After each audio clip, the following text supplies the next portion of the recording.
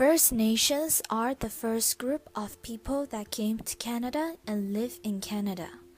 Not only in the past, many of the customs that they left are still inherited by modern people, such as religion. Every dream catcher has to have a feather. And why is that? It just makes it look beautiful. What's the meaning of an eagle feather? Eagle feather is the highest honor you can receive from our Aboriginal people. Yeah, nothing higher than that. Yeah, higher than an eagle feather. Each feather has a different design. For example, the hawk feather is designed as black, white, black, white. The eagle feather has a different design and also a different meaning to the First Nation. As we mentioned before, different feather would have different design and meaning to the Aboriginal people. Maybe different bird would also have different meaning. Different birds have different significance. Certainly eagle and eagle's feathers are very important. I know they're attached to the walking and talking sticks and that sort of thing. As I said before, I know that the crow in English literature is often a character that will carry away the souls of the fallen, of the dead. But I think it's a stretch to associate English language literature with First Nations mythology. For the First Nation people, they believe that crow not only stay at our world, but it can also go beyond. My grand made this fan, they're turkey feathers, but this one in my hair is an eagle feather. Who gave you that? My papa. As you can see, First Nation will also make feather become ornaments or give it to their beloved. Not only the dream catcher, the First Nation also believed that if they burn tobacco and cedar, their wish will become true. We're the ones that found the fire, right? How to make it out of 2 sticks. We rubbed 2 sticks way back, and then we found fire. And it's there's the tobacco and cedar in those. You offer the Sama, that's tobacco in Ojibwe, Sama. Oh, that's what he was talking about before. That's your medicine, he said, The right? Sama is tobacco, and you offer it to the fire for giving yourself. And I really don't know much about the whole story, but it's sacred because it's like that's how we cook things. And it's a long time ago. Before it were 2 sticks, you had 2 small sticks like this, and you rub them together. Yeah. Just a little bit. So you're offering the tobacco to me.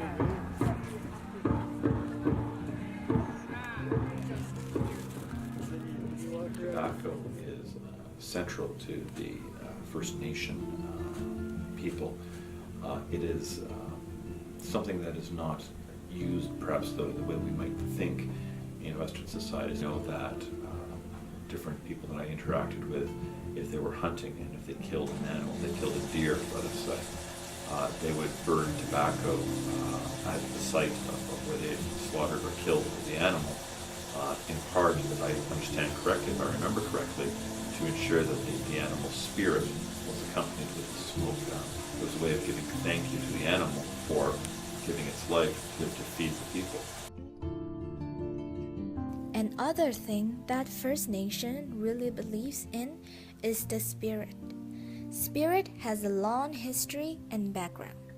But why is this so important to them? Spirit is like your soul. It's who and what you are, the essence of whom you are. It also, I guess, indicates where you've come from. You can belong to different clans, Bear Clan, Loon Clan, what have you. I believe that your spirit is somehow associated with the clan. Your spirit, if I'm not mistaken, also goes back 7 generations, and presumably will go forward 7 generations. The spirit is the essence of who you are. So that's why it's important. The question I've been asked is in respect to religion and First Nation people, what do they believe? Just as We have many variations of Christianity and very many variations of Judaism or Muslim religion. There are variations from the First Nations too. We talk about what's called Turtle Island, and the notion that the earth or the land mass sits in water, sort of the way that the turtle sits in a pond and we're on top of the shell. And you will hear them talk about the stones as being the grandfathers, or the stones, large stones, being the wisdom of the earth, because they've been here forever. And you will hear people talking about the Creator, which would be God. I think if you look into any religion, irrespective of where it comes from, whatever corner of the planet, there are certain common mythologies that come forward. Every religion has a flood myth. At the end of the day, the religion is very much rooted in the land, belief that all things have a role and a place and are part of the Creator's will. That includes the birds in the sky, the fish in the streams, the trees, and of course the people. And so there is reverence paid and respect given to all living things, and to all things that are not necessarily living, such as the stones, which are part of the creation.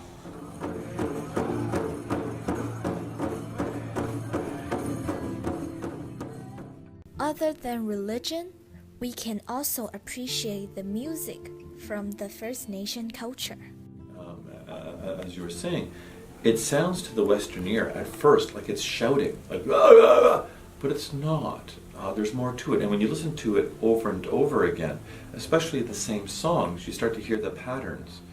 I don't know how to compare it to classical music or to jazz or to another form that might be easier for us to understand. But I specifically remember during a Remembrance Day ceremony listening to a song that was being performed, and there were, I think, 4 or 5 vocalists that were singing as the drums were being pounded. And they were all chanting and making that seemingly screaming sound. But at the exact same time, they would also be able to say World War I, World War II, Korea, Vietnam, Afghanistan, because they were recounting the different conflicts that members of their community had been in. And it's not by coincidence that they were able. To all in harmony say these words or sing these words. The following year, I was present for another Remembrance Day ceremony, and I heard the same song again. And it occurred to me, yes, that there are specific songs that are appropriate to specific traditions, to specific pieces, and a lot of the songs are traditional, and a lot of them are composed today. It's not a dead art form, contrary to I think some Western thinking. It's something which requires, you have to have exposure to it, and I think a lengthy exposure to it before you can begin to appreciate it. Much like taking a little child to an art gallery and they look at an abstract piece of art and say, this is silly, it's just like a big patch of blue or a big patch of green. Well, no, it's far more complex than that. But it takes experience, time, and a degree of willingness to engage intellectually.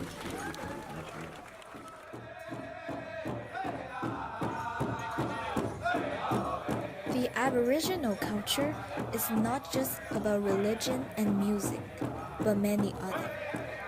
We can learn a lot from their culture, and we also need to appreciate this, because this is what the ancestors left for them.